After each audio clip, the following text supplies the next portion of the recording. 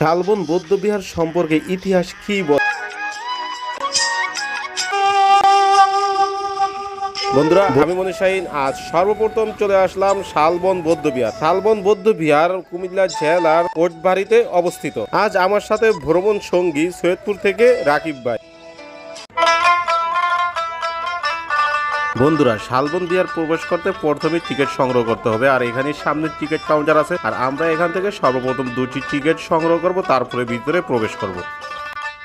শালবন বিহারে প্রবেশ করার পরপরই আপনার চোখের সামনে ভেসে উঠবে শালবন বিহারের কিছু সতর্কীকরণ বিজ্ঞপ্তি এবং চোখের সামনে সুন্দর একটি গেট। তারপরে দেখবেন আপনারা শালবনে স্বাগতম শালবন বিহার লেখাটি খুব সুন্দরভাবে সাজানো হয়েছে। এখানে আমরা এখানে পুরো সৌন্দর্যটা উপভোগ করব শালবনের স্বাগতম থেকে। বন্ধুরা, এটা একটি প্রাচীন বৌদ্ধ বিহার যেটা লালমাইন পাহাড়ের মাঝামাঝি স্থানে অবস্থিত ছিল। বন্ধুরা, শালবন বৌদ্ধ বিহার কুমিল্লা শহর থেকে 8 কিলোমিটার দূরত্ব, আর শালবন বৌদ্ধ বিহার আসতে কুমিল্লা শহর থেকে সিএনজি করে 40 টাকা করে আপনারা কোটবাড়ি চলে আসবেন, আর কোটবাড়ি থেকে 10 টাকা করে নিবে শালবন বৌদ্ধ বিহার। আর যারা কোটবাড়ি এসে নামবেন তারা কোটবাড়ি থেকে অটো করে শালবন বৌদ্ধ বিহার চলে আসতে পারবেন মাত্র 20 টাকা করে। বন্ধুরা, শালবন বৌদ্ধ বিহারের প্রাচীন প্রতিটা ইটের সাক্ষী হয়ে রয়ে গেলাম, আর প্রতিটা ইট আজ ধ্বংস স্তূপে পরিণত হয়েছে শালবন বৌদ্ধ বিহারের।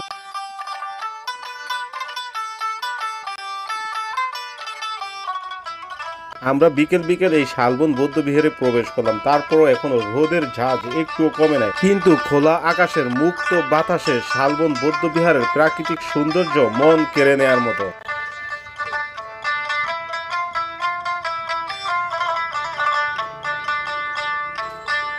মাঝামাঝি রয়েছে রোদ থেকে ছায়া পাওয়ার জন্য বিশাল বড় এক বাদাম গাছ, আর সবুজ ঘাসে এবং ফুলের সুবাসে শালবন বৌদ্ধ বিহার এক অনন্য রকম। শালবন বৌদ্ধ বিহার দেখতে সকাল বিকাল সব সময় এখানে থাকে শত শত পর্যটক, আর আজকেও এর ব্যতিক্রম হলো না। আজকেও ঘুরে ঢুকে দেখি আমরা শত শত পর্যটক আছে এই শালবন বৌদ্ধ বিহারে। শালবন বৌদ্ধবিহার সম্পর্কে ইতিহাস কি বলে? এটা বাংলাদেশের প্রাচীন সভ্যতার মধ্যে অন্যতম বৌদ্ধবিহার ছিল। শালবন বিহার 8ম শতকে দেব বংশের রাজা শ্রী ভবদেব নির্দেশে এই শালবন বিহার নির্মিত হয়েছিল।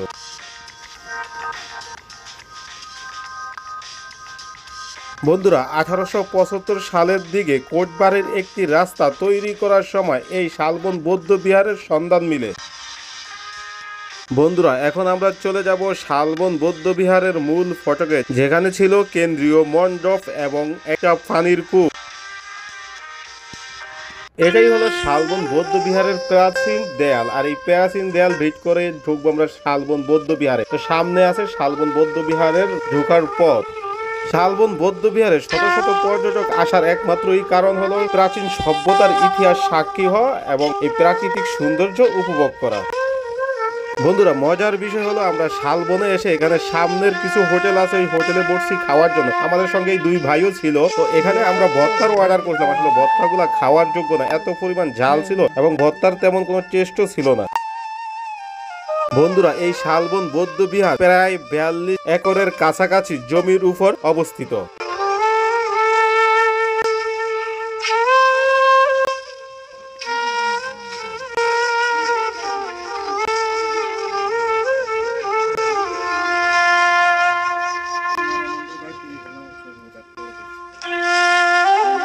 এই বিহারে প্রবেশ করার জন্য একটি মাত্র দরজাই রয়েছে, যেটা উত্তরের দিকে, আর এই দরজা দিয়ে আমি এখন প্রবেশ করলাম শালবন বৌদ্ধ বিহারের এই ধ্বংসস্তূপ অংশে। বন্ধুরা, ইতিহাস বলে এই বিহারের সর্বমোট কক্ষ ছিল 155টি, আর এর মাঝখানে ছিল সেই কেন্দ্রীয় মণ্ডপ।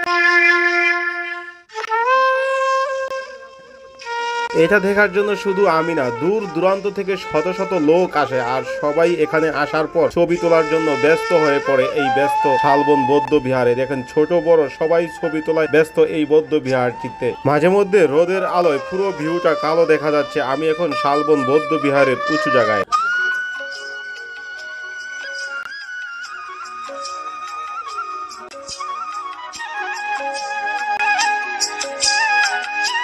তো বন্ধুরা, শালবনের মাঝের অংশটা ওই দেখা যাচ্ছে। আমরা এখন চলে যাব শালবনের কূপের কাছে। আর এই তো সামনে একবারে মাছ ফটকে রয়েছে শালবনের বিশাল বড় একটি পানির কূপ। তো দেখি আমরা এই কূপে এখনো কি পানি দেখা যায় কিনা।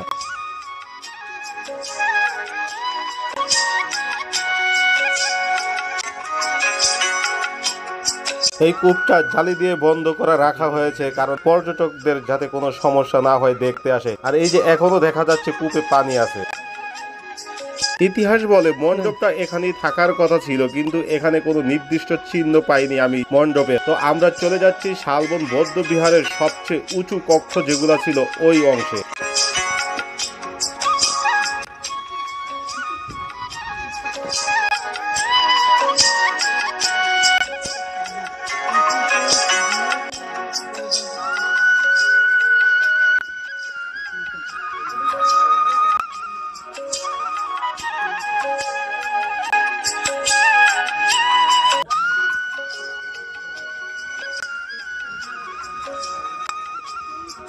বন্ধুরা, ইতিহাস বলে এই শালবন বৌদ্ধ বিহারটি পাহাড়পুর বৌদ্ধ বিহারের নকশার উপর ভিত্তি করেই নির্মিত করা হয়েছে। আকারের দিক থেকে পাহাড়পুর বৌদ্ধ বিহার থেকে কিছুটা ছোট। প্রত্যেকটা বাহুর দৈর্ঘ্য ছিল 167.7 মিটার। কক্ষের সামনের দিকে ছিল টানা বারান্দা এবং শেষ প্রান্তে দেখা যায় ছিল দেয়াল।